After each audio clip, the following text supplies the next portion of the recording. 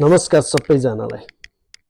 र धेरै दिनको अन्तराल पछाडि म फेरि पनि यो टिकटकमा चाहिँ अलिकति लङ भिडियो बनाएको छु। स्पेशली म लाइभ मा बस्ने गर्दथेँ, तर लाइभ चाहिँ धेरै दिन देखि चाहिँ लाइभ आउन पाइरहेको छैन। त्यसकारणले गर्दा तपाईहरुलाई यो भिडियो बनाइरहेको छु।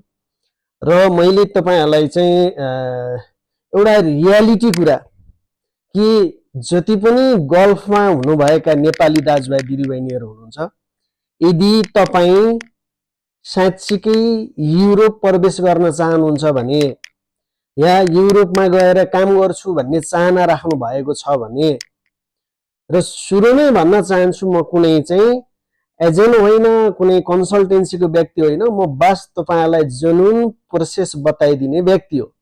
र भिजा सक्सेस धेरै भएको कन्ट्रीको बारेमा जानकारी दिने गर्दछु है।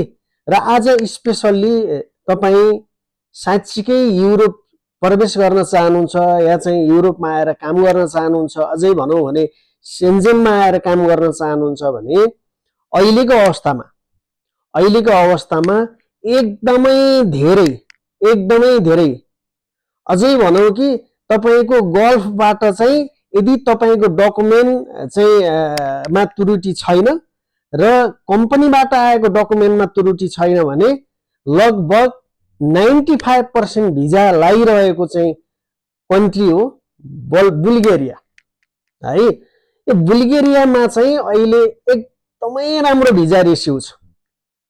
त्यसकारणले गर्दा तपाई गल्फको कुनै पनि कन्ट्रीबाट हैन, अझै स्पेशली भनौं भने कतार दुबईबाट चाहिँ तपाईहरु चाहिँ प्रोसेस गर्ने सोच बनाउनु भएको छ भने हामी पोर्चुगल भन्दै गर्दा हैन, एकदमै चाहिँ फ्रान्स भन्दै गर्दा, जर्मनी भन्दै गर्दा, या चाहिँ स्पेन भन्दै गर्दा, या चाहिँ लक्जमबर्ग भन्दै गर्दा विभिन्न चाहिँ देशहरुको चाहिँ एकदम राम्रो देश, भोलि गएपछि त मेरो भविष्य नै चेन्जेबल हुन्छ भनेर सोच बनाउँदै गर्दाखेरि चुर्लुम्म डुब्ने कारण त्यो हो।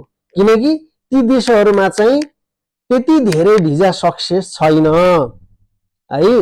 त्यसले गर्दा अहिलेको अवस्थामा युरोप प्लस सेन्जेन कन्ट्री भित्रमा चाहिँ एकदमै बढी भिजा सक्सेस भएको कन्ट्री भनेको बुल्गेरिया हो।